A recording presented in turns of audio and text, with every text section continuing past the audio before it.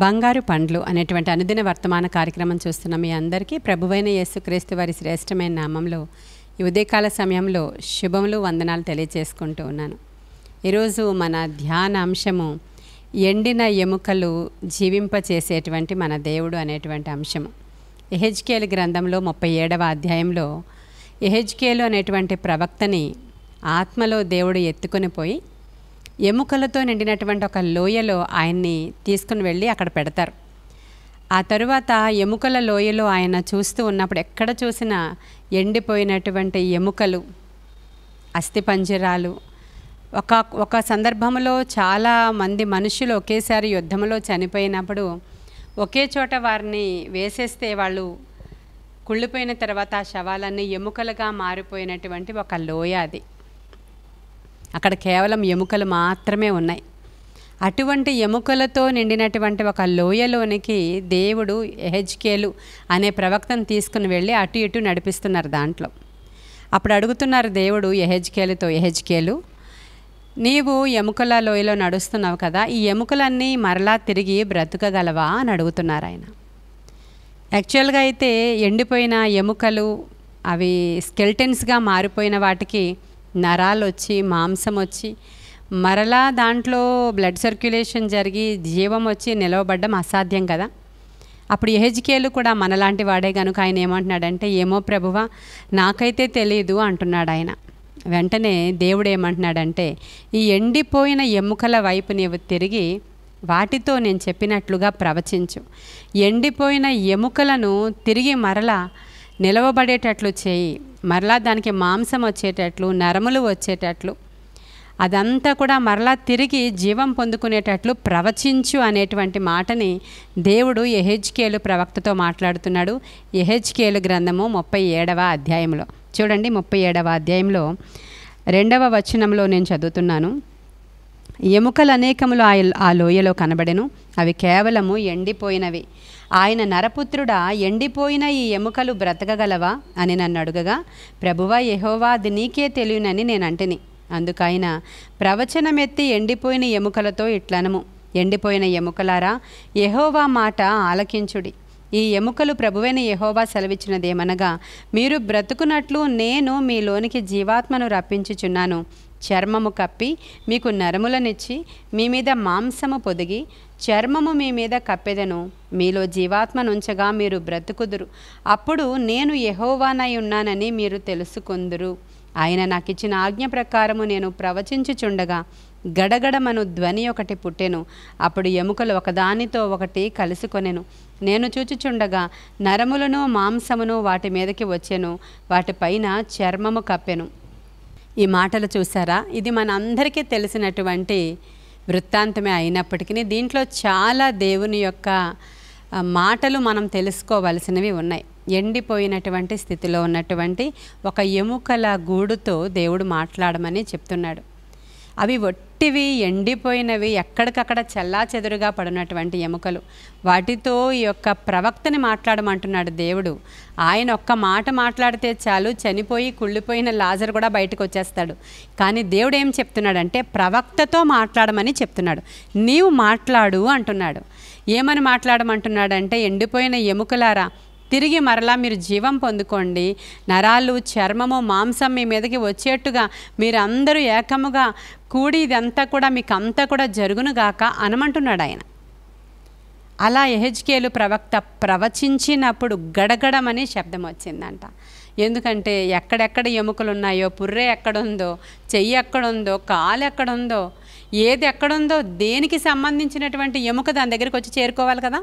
చూడండి, చెల్లా చెదురుగా పడున్నటువంటి ఒక లోయలో ఉన్నటువంటి ఎముకల గుట్టలు అవన్నీ ఏకముగా కూడి ఒక మనుష్యుడిలాగా ఆ స్కెలిటన్ లాగా వచ్చి దాని మీద నరాలు మాంసము దాని మీదకి వచ్చినటువంటి ఆ జీవం అంతా కూడా దానిలోనికి రమ్మని దేవుడు ఆజ్ఞాపించగా అవన్నీ అలాగే వచ్చి సెటరేట్ అయిపోయి గడగడ శబ్దాలు వచ్చి అవన్నీ కూడా మాంసము పొదగబడి నరములు పొదగబడి అవన్నీ మనుషుల కింద అయిపోయినప్పుడు అప్పుడు దేవుడు చెప్తున్నాడు, ఇప్పుడు జీవాత్మను రమ్మని ప్రవచించు అంటున్నాడు. చూడండి 9వ వచనం చూడండి.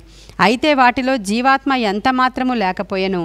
అప్పుడు ఆయన ఆయన నరపుత్రుడా, జీవాత్మ వచ్చినట్లు ప్రవచించి ఇట్లనము, ప్రభువగు యెహోవా సెలవిచ్చినదేమనగా, జీవాత్మ నలుదిక్కుల నుండి వచ్చి హతులైన వీరు బ్రతుకున్నట్లు వారి మీద ఊపిరి విడువుము. ఆయన నాకు ఆజ్ఞాపించినట్లు నేను ప్రవచింపగా జీవాత్మ వారిలోనికి వచ్చెను. వారు సజీవులై లేచి లెక్కింప సఖ్యము కాని మహాసైన్యమై నిలిచిరి. హల్లెలూయా. జీవాన్ని రమ్మని కూడా ప్రవక్త నోటి నుంచే ప్రవచించమని చెప్తున్నారు దేవుడు. ఎముకల గూడు, ఎముకలు అసలు ఎక్కడెక్కడ ఉన్నాయో తెలియదు, అవన్నీ ఒక దగ్గరికి రావడం, వాటి మీద నరాలు మాంసము పొదగబడడం, తరువాత జీవం లేదు వాటిలో, జీవాత్మని రమ్మని ప్రవచించమని చెప్పడం దేవుడు.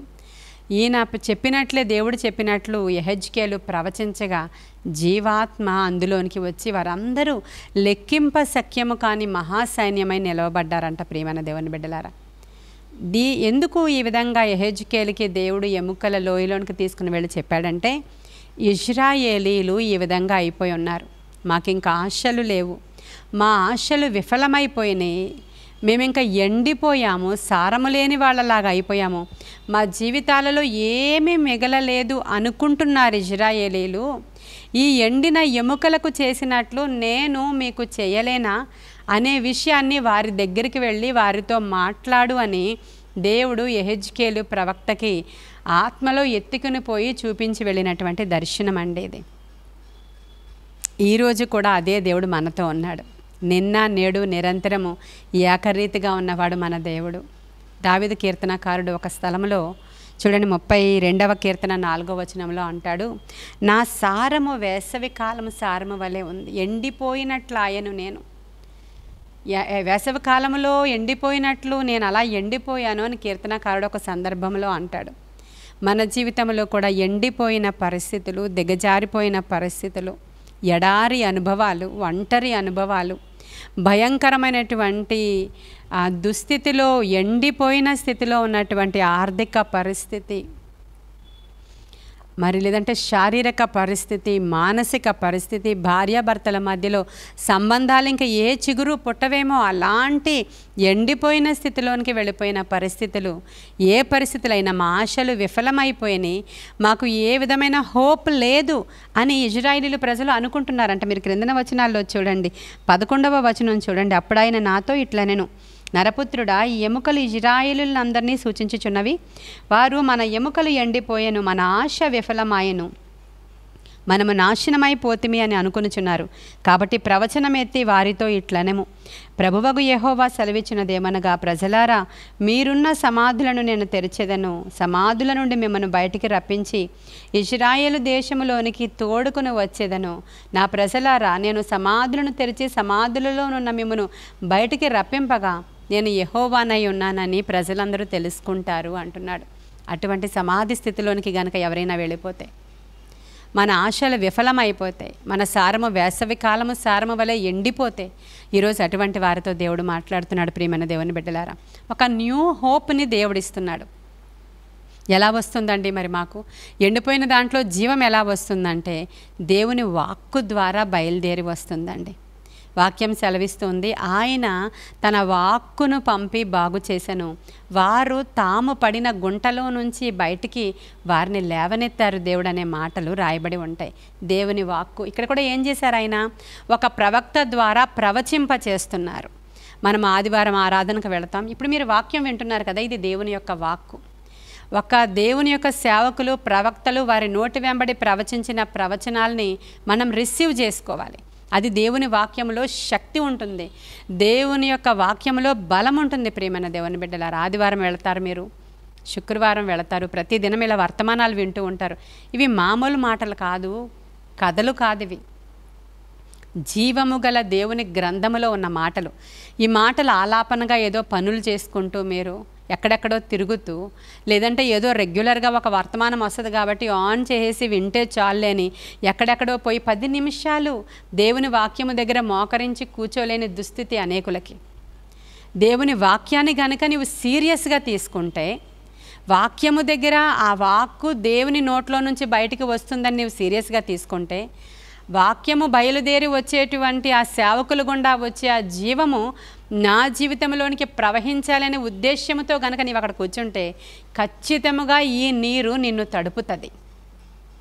ఎండిపోయిన స్థితిలోనికి జీవాన్ని పంపిస్తుంది కేవలం దేవుని వాక్యమే. ప్రియమైన దేవుని బిడ్డలారా, దేవుని వాక్యము ద్వారానే మన ఇంట్లోనికి వెలుగు, దేవుని వాక్యము ద్వారానే జీవము, దేవుని వాక్యమే జీవజల ఊట. అది ఎండిపోయిన జీవితాలను తడిపేది దేవుని వాక్యం తప్ప మరి ఏది లేదు, ఏది లేదు. కాబట్టి దేవుని వాక్యం వినేటప్పుడు ఇలాంటి సీరియస్నెస్ నీకుంటే, ఆ వాక్యాన్ని రిసీవ్ చేసుకోగల శక్తి నీకుంటే, నీవు నా మాట వింటే అంటున్నాడు దేవుడు, మాట వింటే గనక ప్రవచించు, జీవమా రమ్మని ప్రవచించు అంటున్నాడు. హల్లెలూయా. అటువంటి మాట ఈరోజు ఈ వాక్యం వింటుండగా మీరు ఎంతమంది అయితే ఎండిపోయిన స్థితిలో ఉన్నారో మీ అందరి గృహాలలోనికి జీవము ప్రవహించాలని నేను కోరుకుంటున్నాను. మూడైనటువంటి ఆ యొక్క మొద్దు చిగురించాలని నేను కోరుకుంటున్నాను. ప్రతి పరిస్థితి ఏదైతే డ్రైగా ఉందో అక్కడ దేవుడు జీవాన్ని పంపించాలని నేను కోరుకుంటున్నాను. ఎండిపోయిన ఎముకలతో మాట్లాడిన అదే దేవుడు ఈ ఉదయకాల సమయంలో మీతో కూడా మాట్లాడుతున్నాడు. దేవుని వాక్యాన్ని వాక్యంగా రిసీవ్ చేసుకోండి. గొప్ప కార్యాలు మీ గృహంలో జరగడం మీరు చూస్తారు. దేవుని యొక్క వాక్యము బయలు వెడలిన తోడనే మీకు వెలుగు కలుగుతుంది అని వాక్యం సెలవిస్తుంది. ఆ వెలుగును మీరు రిసీవ్ చేసుకోండి. ఎండిన ప్రతి పరిస్థితిని మార్చగల సమర్థుడైన దేవుడు యేసుక్రీస్తు ప్రభువు మాత్రమే.